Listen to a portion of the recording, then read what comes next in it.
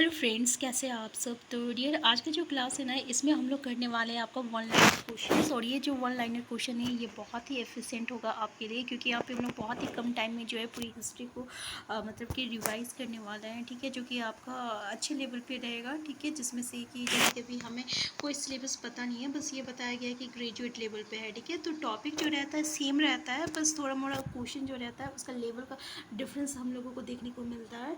ठीक है, तो यहाँ पे जो है हम लोग एक एक टॉपिक को डिस्कस करेंगे। तो ये हमारा फर्स्ट क्लास है, तो चलिए हम लोग स्टार्ट करते हैं। ये है प्राचीन भारत का इतिहास। सबसे पहला चीज़ है, देखिए जितने भी आपका संपूर्ण जो पाषाण युगीन जो होता है, ठीक है ना, ये संस्कृति को हम लोग 3 चरण में विभाजित करते हैं। पहला होता है पूरा पाषाण काल, दूसरा होता है मध्य पाषाण काल और तीसरा होता है नवपाषाण काल। तो ये आपको पता होगा कि ये जो पाषाण युगीन जो रहता है इन 3 चरणों में विभाजित होता है, जिसको हम लोग पूरा पाषाण काल कहते हैं, फिर मध्य पाषाण काल कहते हैं और नवपाषाण काल कहते हैं।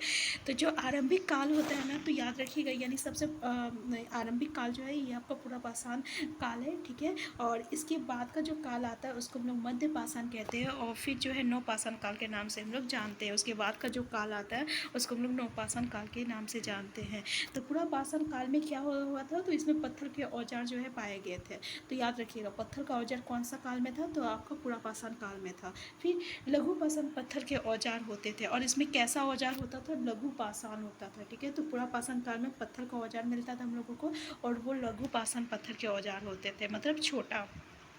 नेक्स्ट है पूरा लेख शास्त्र जो होता है ना, इसमें हम लोग शिलालेख का अध्ययन करते हैं। तो शिलालेख का अध्ययन हम लोग किसके में कहते हैं, तो पूरा लेख शास्त्र में करते हैं। नेक्स्ट है आपका ऐतिहासिक लेखों का संरक्षण, विज्ञान की म्यूरोलॉजी के अंतर्गत आता है। जो ऐतिहासिक लेखों का संरक्षण होता है किसमें आता है, तो विज्ञान का म्यूरोलॉजी के अंतर्गत आता है। अब जम्मू कश्मीर के जो बुज होम है ना, से गत निवास के प्रमाण मिले हैं। किसका, तो गत निवास के प्रमाण मिले हैं। अब क्वेश्चन ये पूछ भी दिया जाता है, जैसे कि मैच द फॉलोइंग में, कि जम्मू कश्मीर कहाँ है, तो ये बुज होम में है। ठीक है ना, तो जम्मू कश्मीर के बुज होम कहाँ है, तो ये जम्मू कश्मीर में है। तो जम्मू कश्मीर की क्या है, बुज होम। नेक्स्ट आपका मेहरगढ़। अब देखिए मेहरगढ़ बहुत इंपॉर्टेंट है। मेहरगढ़ जो है ना, ये आपका नवपाषाण युग का प्राचीनतम प्रमाण प्रस्तुत करता है। तो भाई मेहरगढ़ किसको मतलब कि प्रस्तुत करता है, तो तीनों काल में, तो ये आपका नवपाषाण युग को जो है प्रस्तुत करता है। अब देखिए भीमबेटका। भीमबेटका जो है ना, ये इंपॉर्टेंट है। कहाँ पाया जाता है, पहला तो ये मध्य प्रदेश में पाया जाता है, और भीमबेटका के रॉक शेल्टर्स विंध्य रेंज की तलहटी में स्थित है। और देखिए भीमबेटका की गुफाएं और ऐतिहासिक गुफा चित्रों तथा भित्ति चित्रों के बेहतरीन उदाहरण है। और भीमबेटका की गुफा जो है शैल चित्र के लिए प्रसिद्ध है। इसमें से क्या क्या इंपॉर्टेंट है आपका, कि भीमबेटका जो है ये आपका मध्य प्रदेश में है, किसके लिए प्रसिद्ध है, तो ये शैल चित्र के लिए प्रसिद्ध है। ये 2 पॉइंट याद रखिएगा। नेक्स्ट हम देखते हैं कि सिंधु घाटी की सभ्यता की खोज जो है सबसे पहले किसने की थी, तो दयाराम साहनी ने की थी। ये क्वेश्चन जो है बहुत ही अच्छा क्वेश्चन है, बहुत ही पूछा जाता है। तो सिंधु घाटी की सभ्यता जो है ये हम इसकी खोज किसने की थी, तो दयाराम साहनी ने की थी। सिंधु घाटी की सभ्यता को हम लोग क्या कहते हैं, तो कांस युगीन सभ्यता कहते हैं। क्या कहते हैं हम लोग, कांस युगीन सभ्यता कहते हैं। तो सिंधु घाटी सभ्यता की उत्तरी सीमा मांडा जम्मू कश्मीर, दक्षिणी सीमा देमाबाद महाराष्ट्र, पूर्वी सीमा अलामगीर उत्तर प्रदेश, और पश्चिमी सीमा सुतकांगे डोर बलूचिस्तान से लगी हुई थी। तो आपको ये थोड़ा सा याद रख लीजिए कि इसकी जो सीमा है ना, जो मांडा जो है ये आपका जम्मू कश्मीर में है, जो कि आपका उत्तर में है। ये है आपका मांडा, जो कि जम्मू कश्मीर में है।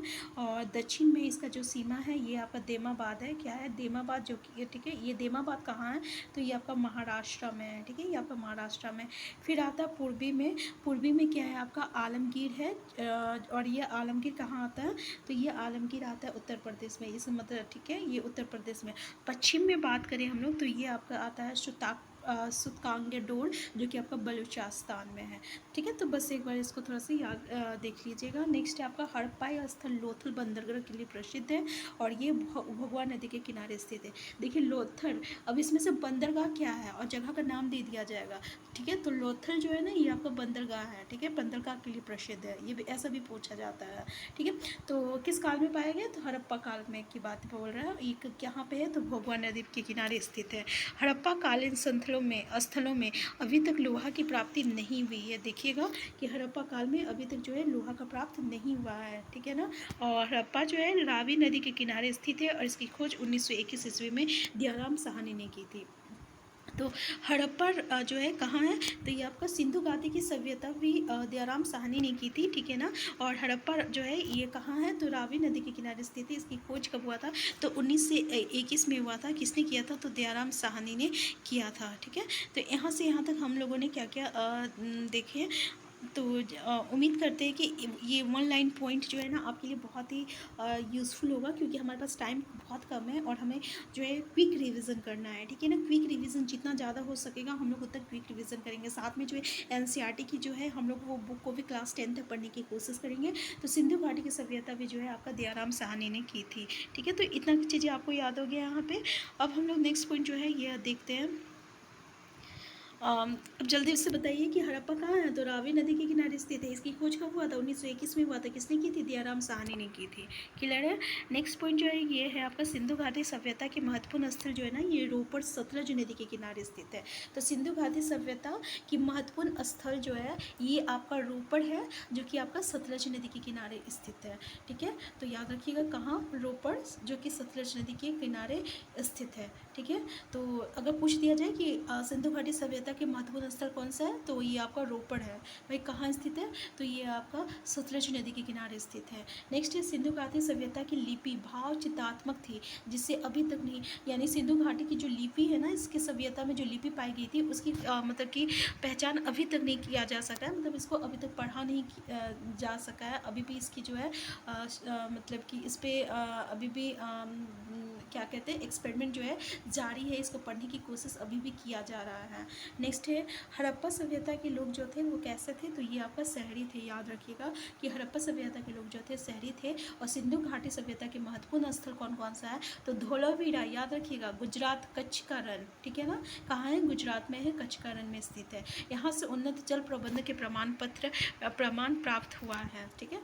तो धोलावीरा याद रखना कहाँ है, गुजरात में, रण के कच्छ में, जो कि सिंधु घाटी का सभ्यता का एक महत्वपूर्ण स्थल है, ठीक है। तो सिंधु घाटी सभ्यता का महत्वपूर्ण स्थल कौन सा था, तो धोलावीरा था, जो कहाँ है, गुजरात, कच्छ के रण में, कच्छ का रण में, ठीक है, याद रखिएगा। नेक्स्ट है आपका मोहनजोदारो। अब मोहनजोदारो को हम लोग सिंध का मरुस्थल के रूप में जानते हैं। तो देखिए किसको पता है कि सिंध का मरुस्थल हम लोग किसको कहते हैं, तो मोहनजोदारो को जो है सिंध का मरुस्थल के नाम से हम लोग जानते हैं। धोलावीरा जो है ये आपका लूनी नदी के किनारे स्थित है। धोलावीरा क्या था, तो धोलावीरा भी हम लोग जस्ट पढ़े कि ये सिंधु घाटी सभ्यता का एक महत्वपूर्ण स्थल था, धोलावीरा। तो सिंधु घाटी सभ्यता का महत्वपूर्ण स्थल जो है धोलावीरा कहाँ है, तो लूनी नदी के किनारे जो है ये स्थित है। सिंधु घाटी की सभ्यता के लोग जो है ये पशुपति की पूजा करते थे। ऐसा क्वेश्चन आ सकता है कि सिंधु घाटी की सभ्यता में लोग जो है किसकी पूजा करते थे, तो पशुपति की पूजा ये लोग करते थे। अब देखिए सबसे इम्पॉर्टेंट चीज़ ये जो स्नानगढ़ जिसको हम लोग ग्रेट बात कहते हैं, विशाल स्नानगढ़, ये कहाँ मिला है, तो ये आपका मोहनजोदड़ो से मिला है, ठीक है, मोहनजोदड़ो से मिला है। तो बताइए मोहनजोदड़ो से हम लोगों को क्या मिला है, तो आपको ग्रेट बात मिला है जिसको हम लोग विशाल स्नानगढ़ कहते हैं। इसके बारे में क्वेश्चन हमें हमेशा देखने को मिलता है कि भाई विशाल स्नानगढ़ जिसको हम लोग ग्रेट बात कहते हैं ये कहाँ मिला है, तो ये आपका मोहनजोदड़ो से मिला है। नेक्स्ट है सिंधु घाटी के लोगों की एक महत्वपूर्ण रचना है नृत्य करती हुई बालिका की मूर्ति थी, और कांसे से निर्मित ये मूर्ति मोहनजोदड़ो से प्राप्त हुई थी, ठीक है। तो एक नृत्य करती हुई बालिका की मूर्ति जो है ये सिंधु घाटी के लोगों की एक महत्वपूर्ण रचना थी, और ये जो है हम लोगों को कहाँ से मिला है, तो ये आपको मोहनजोदड़ो से मिला है, ठीक है। तो याद रखिएगा कि सिंधु घाटी में हम लोगों को एक नृत्य करती हुई बालिका मिली है, और जो कि आपका कहाँ से मिला है, तो मोहनजोदड़ो से मिला है। अब देखिए सिंधु घाटी सभ्यता के शहरों की गली कैसी रहती है, तो भाई इसकी गली जो रहती है ना चौड़ी रहती है और सीधी रहती है, ठीक है, सीधी रहती है। सड़कें पूर्व से पश्चिम एवं उत्तर से दक्षिण की ओर जाते हुए एक दूसरे को समकोण पर काटती है। तो देखिए पूर्व से पश्चिम और उत्तर से दक्षिण की ओर जाते हुए क्या करती है, एक समकोण पर काटती है। देखिए सिंधु घाटी सभ्यता की प्रमुख विशेषता क्या है, नगर नियोजन को माना जाता है। यानी सिंधु घाटी कैसी थी, तो एक नगर था ना, तो इसलिए नगर नियोजन को जो है माना जाता है। नेक्स्ट है मोहनजोदड़ो सिंधु नदी के किनारे अवस्थित है। मोहनजोदड़ो कहाँ स्थित है, तो सिंधु नदी के किनारे अवस्थित है। मोहनजोदड़ो का स्थानीय नाम जो है इसको हम लोग क्या कहते हैं, मृतकों का टीला कहते हैं। तो मृतकों का टीला किसको कहते हैं, मोहनजोदड़ो को कहते हैं। इसकी खोज कब हुई थी, तो 1922 में हुई थी। 1921 में किसकी खोज हुई थी, जल्दी हमें कमेंट बॉक्स में बताइए। जिसकी खोज जो है दयाराम साहनी ने किया था। तो यहाँ पे मोहनजोदड़ो की खोज जो है 1922 में हुई थी, और इसकी खोज जो है आपका राखाल दास बनर्जी जी ने की थी। ठीक है, इसको हम लोग मृतकों का टीला कहते हैं। तो जल्दी जल्दी कमेंट बॉक्स में आप बताते जाइए कि 1921 में किसकी खोज की थी और दयाराम साहनी ने किसकी खोज की थी। और आपका मोहन जादरों का स्थाई नाम जो है इसको हम लोग मृतकों का टीला कहते हैं। इसकी खोज जो है 1922 में रखाल दास ने की थी। ठीक है, नेक्स्ट पॉइंट है आपका मोहन जादरों को हम लोग जो है अन्नागाड़ ग्रेट ग्रेनरी सबसे बड़ा भवन था। अन्नागाड़ ग्रेट ग्रेनरी सबसे बड़ा भवन था। और कालीबंगा से मिट्टी के पात्र जो है हम लोगों को प्राप्त हुआ है। कालीबंगा से क्या प्राप्त हुआ है? तो मिट्टी के पात्र प्राप्त हुआ है। तो जल्दी बताइए कालीबंगा से क्या मिला है? तो मिट्टी के पात्र हम लोगों को कालीबंगा से मिला है। तो अगर पूछ दिया जाए कि मिट्टी के पात्र हम लोगों को कहाँ से मिला है, तो कालीबंगा से मिला है। सिंधु सभ्यता जो है ये आपका एक व्यापारिक एवं एक नगरीय सभ्यता थी और इसकी अर्थव्यवस्था की ताकत जो है व्यापार थी। ये है ना, नगर है तो व्यापार रहेगा ही। क्लियर है। सिंधु घाटी से संबंधित पूरा स्थल सोतुगुई एवं मुंडी गाक अफगानिस्तान में स्थित है। ठीक है, तो सोतुगुई और मुंडी गाक याद रखिएगा अफगानिस्तान में है। वैदिक लोगों द्वारा तांबे का प्रयोग सबसे पहले किया गया था। तो तांबे का प्रयोग जो है सबसे पहले कहाँ हुआ था? वैदिक काल में हुआ था। तांबे का प्रयोग सबसे पहले कहाँ हुआ था? जल्दी बताइए। वैदिक काल में हुआ था। नेक्स्ट है मनुष्य द्वारा सर्वप्रथम जो योग का प्रयोग सबसे पहले इसी समय पे किया गया था। नेक्स्ट है वैदिक आर्यों का मुख्य भोजन क्या होता था? दूध और उसका उत्पाद होता था। ऋग वैदिक काल में अरवयानी वन की देवी थी। और देखिए सॉरी यहाँ पे मेरा प्रोनाउंसिएशन नहीं हो रहा। वन की देवी थी और इस काल में इंद्र एवं अग्नि महत्वपूर्ण देवता के रूप में प्रसिद्ध थे।